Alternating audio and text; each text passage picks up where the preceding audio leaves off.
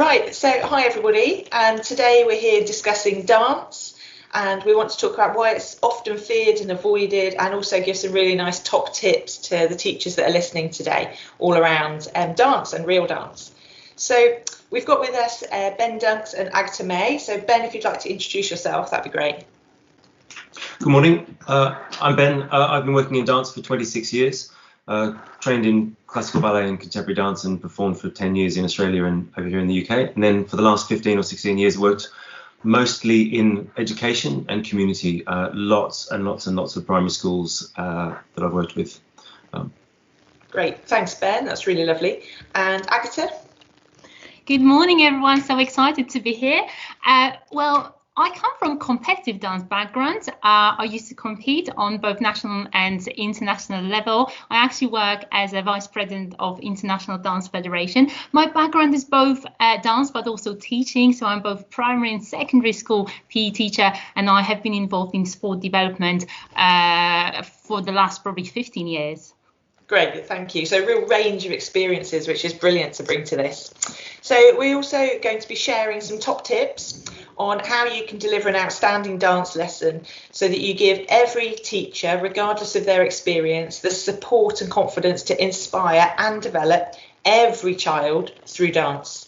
So that sounds like quite a big statement and quite a big claim. So that's what we're going to talk about. So I wondered if you guys had some top tips, and also we're going to start with your feedback around what you hear from teachers and what they're saying they really need. So if we start with that, that'd be great. What kind of things do you hear from teachers?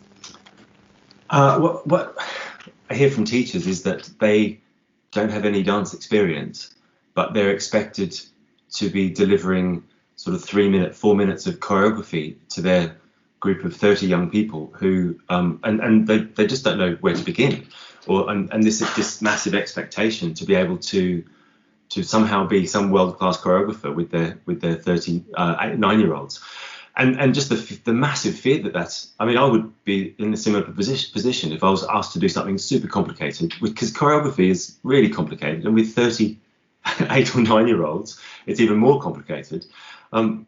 It's a really scary proposition, and that's what they're expected to do, which is quite an amazing thing, and a lot of them do it, which is an incredible achievement in and of itself. So what we're really exploring is actually how these teachers with no experience can deliver these amazing sessions for their young people, and that can be such an exciting outcome as well. I would probably add on what Ben has just said. Loads of teachers feel lost because there are, various dance programs on offer, but teachers don't know where to start. They don't know if they should go for a thematic approach, if they should go for the genre-based approach. Very often teachers actually think that they need to be good dancers themselves or good choreographers themselves to teach dance. So they do feel lost. And we also know that especially from the NQTs, that the current training for teachers includes 2, maybe 3 hours on teaching PE, and it is not sport specific or activity specific. So if someone hasn't done dance before and they think, I need to be a good dancer to deliver an outstanding or even a good dance lesson, that fear, that lack of confidence is there. And I guess as well, their lack of knowledge and specific understanding means that they are worried about differentiation. They're worried about the kids that already go to dance lessons that are in their class, because loads of kids go to dance lessons. And then you've got to do this thing called performing as well. And that's even worse, because the teacher has to put their class up maybe in front of assembly or something, and how they perform could be a direct reflection on them to other members of staff across the school. Ben, you're nodding, so you've come across that sort of thing. Absolutely, but also and with that are all these massive assumptions about dance. Is that here I am with my year 4 class, and I've got my year 4 class in front of assembly, and this sort of assumption and expectation that this year 4 class is going to be as good as what somebody's just seen on Britain's Got Talent the night before. Yeah. And there is, or Strictly. And there's this assumption that it's going to be like that, or that they're all going to be these amazing hip hop dancers, or suddenly half the class are going to throw this amazing ballet sequence and routine that you would only see from dancers who've been working professionally for 10 years in ballet companies. So there's these really enormous assumptions that these levels of that sort of very genre specific style are achievable in an hour and a half of choreographing to your year 4 class, but also that's actually right. That's what I was just going to say, is that actually it could happen. You can do that. And if you've got, like, I don't know, one of us going in and teaching that class for a couple of hours solid, you could do it. Yeah. But at what expense? Yeah. Is that really education? Is that really curriculum dance? Or is that maybe dance club, or, you know, from Agata's world, you know, working towards competitive dance? You know, at what cost? And does that suit everybody in the class? And how many of that class are actually going to end up on stage? Or are they picking out, you know, the 10 from the group of 30 that can do it nicely, and kind of what happens to the other 20? You know, they're in school, surely they should be learning too. Mm-hmm. Agata, did you want to add anything to that? Well, I just wanted to add on that differentiation, because we must not forget that in a school environment, we work with a class of probably 30 children of various abilities. And as you said, some of them do dance, some of them have never tried it. And so what we need to be aware of, that we cannot expect all 30 children, even if we deliver the most outstanding dance lesson, we can't expect them to perform the same thing to the same standard. So it's very important to understand that teaching in a primary school, doesn't matter if it's dance, if it's gymnastics, if it's PE, is very different to teaching maybe in a dance school, and the expectations should be adequate to the group of children and to the outcomes we want to achieve. And I think framing those outcomes is part of the problem, isn't it? And we were chatting before about expectations. I think that expectation and outcome of what the teachers think they can achieve, but also the children and the parents, if it's going to be a school show or something like that as well, and colleagues and other children in the school, all of that combined can really make a different environment, can't it? Make a lesson that isn't curriculum based, or, you know, isn't appropriate, shall we say, for in the curriculum. Yeah, so I think we've got loads of empathy for the staff there, and lots of issues have arisen already. So coming out of that, then kind of moving away from what the issues are and moving towards what maybe some solutions are. What are some of your top tips then? So thinking of these curriculum lessons, what would your top tips be? Oh, I mean, just a very simple one is actually let's take the responsibility for the dancing away from the teacher and give it to the children, and actually give them the space to create and to explore ideas and movement and dance for themselves, which means that then the teacher isn't having to stand there and teach 30 young people moves that they don't know what they're doing themselves. The children make it themselves.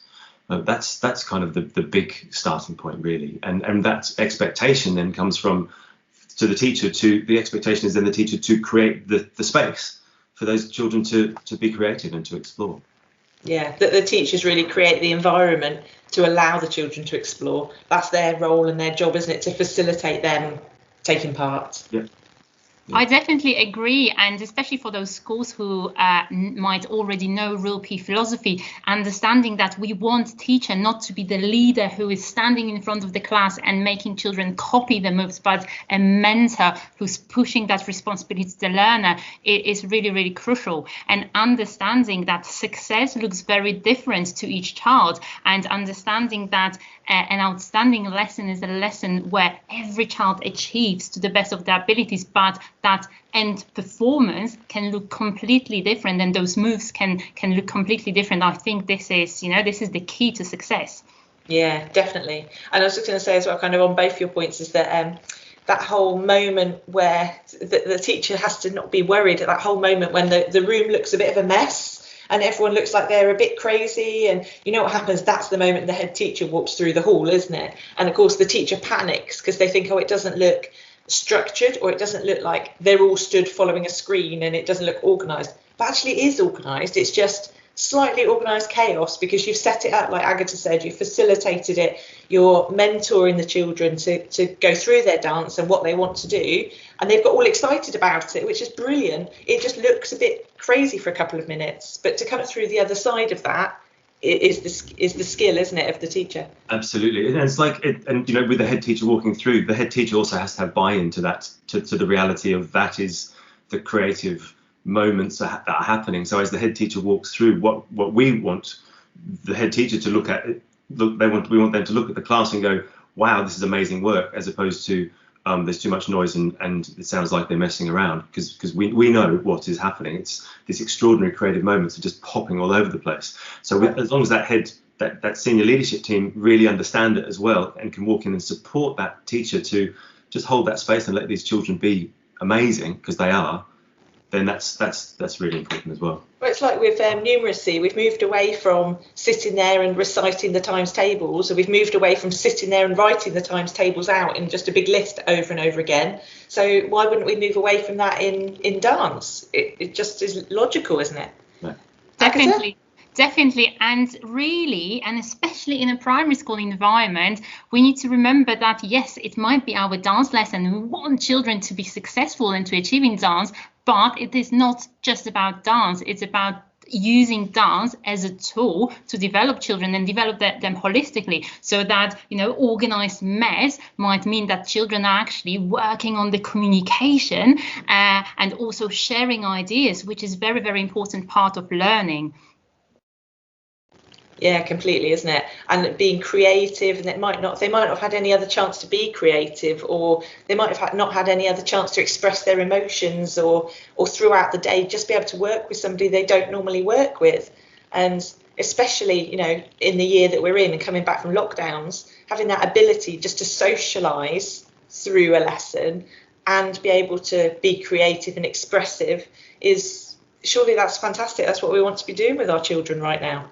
Absolutely, and giving them the opportunity to make their own choices, to make their own decisions. And if it goes wrong, it goes wrong. But that equally is learning, isn't it? Yeah. Definitely, and it links so beautifully to mental health, because dance is a fantastic tool to allow children to express themselves, express their feelings, their emotions. And as you said, Sarah, especially coming out of lockdown where so many children suffered in isolation, giving them this opportunity and allowing them to do it in whichever way they wish to, it's absolutely crucial. Completely agree. Have you got one top tip each just to finish on? I think I'm just going to reiterate what we've just been talking about. Give the children the space, let them go, and don't interfere, basically. Just give them, and when you want to stop them, just give yourself another minute or two. The voice in my head when I'm working with, I'm always talking to myself. I go to talk to a young person who's creating, and I go, no, leave them alone. And I know when I leave them alone, the work that they do just escalates. It's amazing. So that's my top tip. Let them create. Great. And for you, Agata?